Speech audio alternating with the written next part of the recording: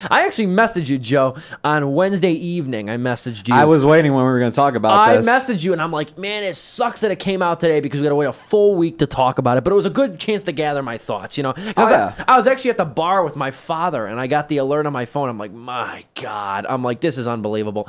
If you just tune in, you don't know or whatnot, or you haven't really heard too much information, now you can. Kevin Spacey is officially out on All the Money in the World, the forthcoming biopic, if you will, on J. Paul Getty, the rich oil baron whose son was kidnapped many years ago by a gangster group overseas in the 1970s.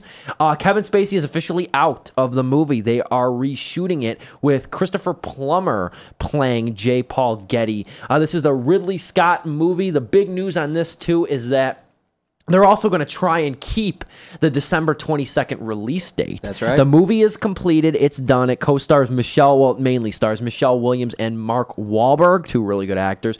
And now it's just very interesting because of the fact that they're moving forward. They're going to take all the scenes out with Kevin Spacey and they're going to reshoot them with Plummer. It's ballpark to cost between $5 and $10 million. I mentioned to you off air, and this is totally unrelated vein, okay? Totally vain.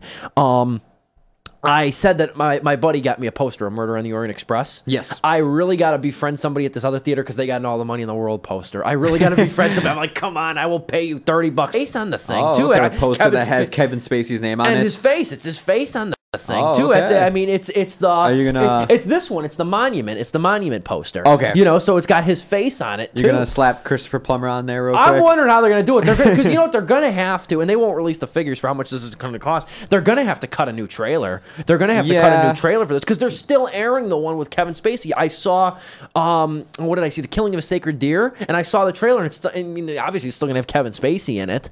You know, but like official All the Money in the World trailer. but this is why I'm gonna put some perspective on this, okay? More so than just giving you the news that Kevin Spacey is now no longer in All the Money in the World, okay? I'm going to give some perspective on this. 2 weeks ago, just 2 weeks ago, All the Money in the World was a film that nobody knew. Nobody knew about it. Ironically, it was set to be another come-and-go biopic that might have been saved with a couple of Oscar nominations. Like I talked about on the last show, how biopics in Hollywood are dying. They're not making money anymore. So it's a $40 million movie, probably going to be about a $50 million movie after these reshoots. But can I make the argument? Can I make the argument that the reshoots and the, I guess you could say, quote-unquote, bad buzz for this movie is actually helping it a lot? With the troubling accusations of Kevin Spacey coming out, this has propelled the film into the limelight. What was viewed as another fairly generic holiday release is now becoming a must-see, quote-unquote, event movie. And now for just Christopher Plummer.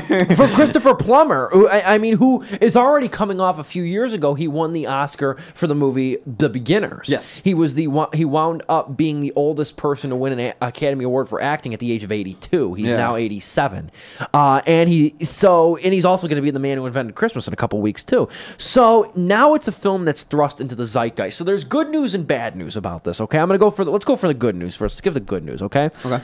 First off, people will actually see this film, and I think I'm going to say right now, this looks to maybe be one of the best films of the year. I love the way this movie looks. Have you seen the trailer for it? I have not seen the trailer for it. I've been hearing about before this. I've heard all the news about this trailer and every movie and everything. I just kind of wanted to go into the movie cold. I didn't want to see any trailers. Sometimes when you get movies like this and I just read about them, I see who's directing them, I see who's in them. It's like maybe me going into it not knowing as much as possible will also increase it. That's what happened to me with Gone Girl. I didn't see any trailers for it. Went into it completely blown away. I was like, I want that experience again with these more smaller films that come out. I just want to have that experience again. That's a great movie to know nothing about, I think. Yeah. And the thing is, the trailer, it's one of the there's usually maybe 2 or 3 trailers a year I swoon over because I think they're just really well edited. This is one of them because it's got, and I'll play the song during the break too, that's what I queued up, is Time of the Season by the Zombies. And the trailer playing through it, and I love it. It fits perfectly. And the trailer is just very well cut, and it loans itself to looking like a really good movie. So the good news, I think, is that people are actually going to watch this movie. They're curious now.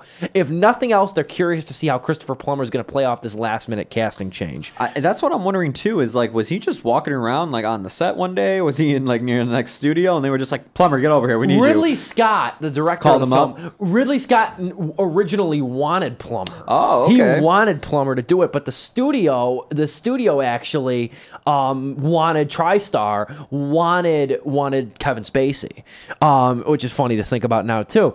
Another good news, I think, any exposure for Plummer is good, and now he has this and The Man Who Invented Christmas in 1 year. Any exposure for the elderly actor is great. He's a great actor. He's a veteran actor. Yeah. Any exposure for him to kind of leave off a legacy is good exposure. And then finally, I think Ridley Scott's Oscar campaign stays alive here. Wind River, which I know you saw. Yes. Wind River, unfortunately, can't change the fact that it was distributed by the Weinstein Company. That can't change now, okay? Wind River's Oscar campaign, in my opinion, is slim to none. I don't think it's going to get anything. That's what sucks, because that movie is really good. And I'm glad people saw it. It's not like it's not like it's a bomb and people aren't going to see it. A lot of people did go see that, which is good. But like the Wind River can't change can't change who distributed it. It can't take Harvey Weinstein's name off the movie. So that's kind of off. There's still hope for All the Money in the World to be a success, which I think is, at the end of the day, the good news. You know what I mean? This is the one time, I think, where controversy and bad press actually saved a movie, or actually did its part, because now people are curious. Now, there's a lot of bad news for it. Can I say, first off, these 2 points kind of go hand in hand. I think Kevin Spacey's formerly strong year has soured completely. He was great in Baby Driver. Now there's all sorts of accusations coming out. John Hamm said he was miserable to work with on that movie. He said he was very stern. He said he was almost like a bully towards him and Ansel Elgort in terms of what to do. So there's a lot of bad negativity coming out about Kevin Spacey, and stuff like that about his career. Can I make... And when that whole like 9 Lives thing hit its end until further notice. Man, when that whole like 9 Lives thing happened, I was like, you better have a good excuse of like why you chose to do this movie.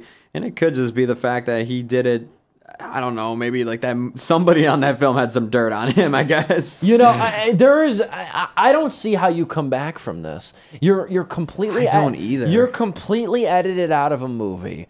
Okay. Removed from your Netflix show. Taken off your own show. And you know what also, too, another one not a lot of people are talking about, his movie Gore on Gore...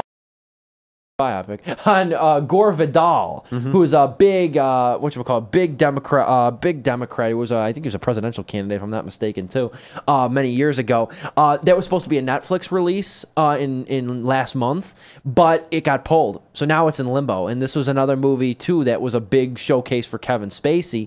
That's canceled now. You don't know if that's going to come out now, and whatnot. But like it's not good. It's not good for Kevin Spacey. And like the odd part too, or the ironic part, is that Kevin Spacey said himself too. He said, one of the reasons I think I'm such a acclaimed actor is because when you go see a movie of mine, you don't know my personal life. You don't know about my my relationships. You don't know about my what I do on a daily basis. You don't know about me like you know about Brad Pitt. So he said, when you can go see a movie, that's why he can disappear in a role like J. Paul Getty and like just not be recognized, and you can really immerse. But now he probably wishes you still didn't know anything about him. I'm sure. I mean, you can't really do that now. And I'm not gonna lie too. If I think this is a good move too, because if you think about it, like All the Money in the World too, if that would have come out like as is with Kevin Spacey, the reviews would have just focused entirely on him. It would have like really taken away from the movie.